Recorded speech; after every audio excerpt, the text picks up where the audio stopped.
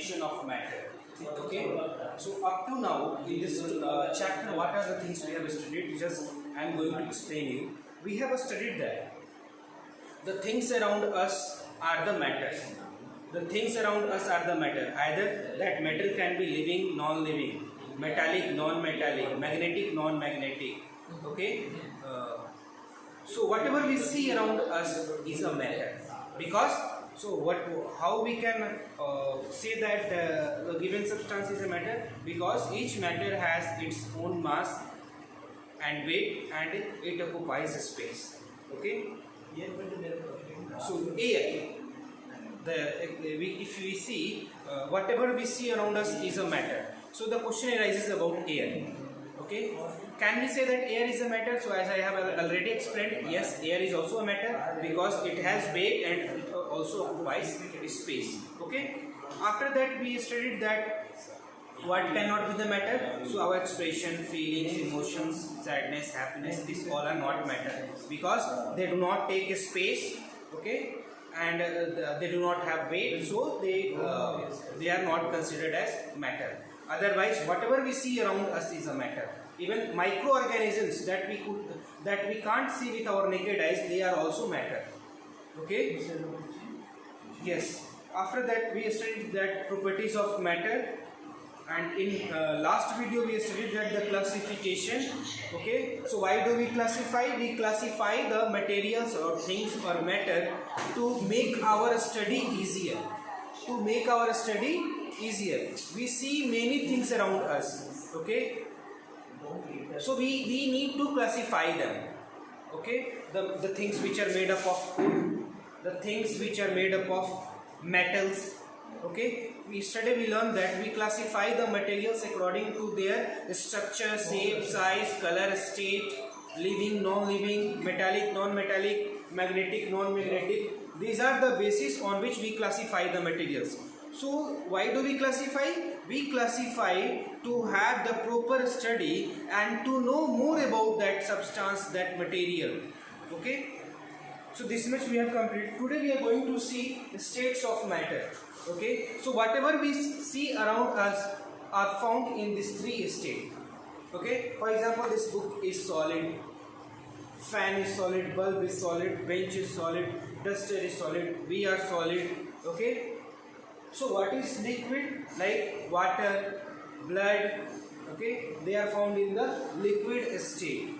And gases, all the gases, like oxygen is a gas which is in the gaseous state. So these are the three states of the matter. Whatever we see around us exists in these three states. You can't find any fourth and fifth stage. Okay, there are fourth and fifth stage also that you will study in the higher classes. Okay, up to now you should know that only there are three states. There are three states. Whatever we see around us, okay, has or we can say that they exist in these three states: solid, liquid, and gases. So how we are able to identify them? Solid, liquid, and gases. Okay. So in solids, here I have drawn some balls. These are not balls. These are molecules. Okay. I have already explained what is matter. Okay, and how the matter are made up of. Matter किस चीज से बने हुए हैं?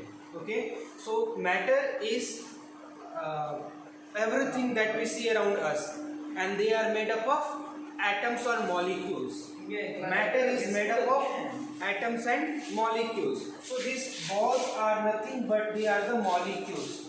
Okay, so if we see in solid, the molecular space or the space between the two molecules is very less.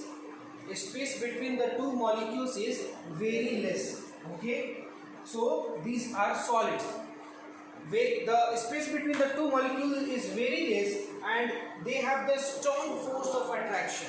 They have the strong force of attraction. So these are called solids. But if we compare these solids with liquids, you can see that these liquid particles, these liquid molecules are little bit far away as we have seen in the solid state. Okay, so in solid state molecules are nearby, and in liquid state they are little bit far away, or in the gaseous state they are freely moving. Means the liquid molecules has,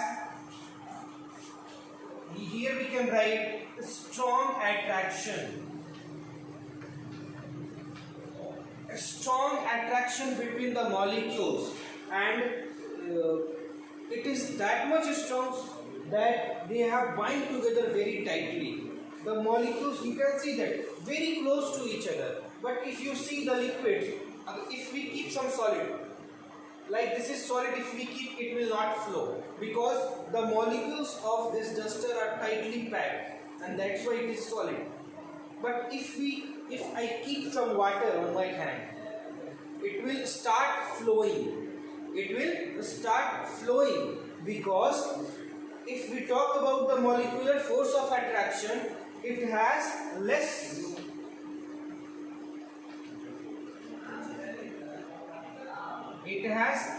force of attraction. It has less force of attraction than the solid, so it will flow. Okay, it will flow. If I keep, or if I throw on the floor, it will flow up to some distance. But if we talk about the gases, it has negligible force of attraction, and that's why these gaseous molecules are moving freely. Okay, if we talk about the incense stick, agarbatti. Okay, so if light agarbatti in this room, okay, after some minutes it will spread throughout the room. Okay, as we know that there is very less or negligible force of attraction between the gaseous molecules. So the gases which comes out from the stick, incense stick or agarbatti, okay, it freely move in the air without any force of attraction. Okay, so if we compare the molecular structure of these three, this is the molecular structure of the solid, liquid and gases. Okay, solid are tightly packed, liquids are loosely packed, and gaseous molecules have no packing. If we talk about their force of attraction, the solid molecules have much force of attraction, liquids have less force of attraction, but gases have negligible force of attraction. Okay, so this is the basic fact about the solid, liquid and gases. If we see the example, as I have already said, okay, water, milk, juice, these all are the examples of the liquid state. Solid we know, okay, solid, this board, book, duster, chalk, these are the examples of solid. And gases, we can say, we know that LPG gas, oxygen gas, carbon dioxide gas, these are the gases. So whatever we see around us exists in three states or three forms, that is solid, liquid and gas. In the next video we will study more about this. Okay, thank you.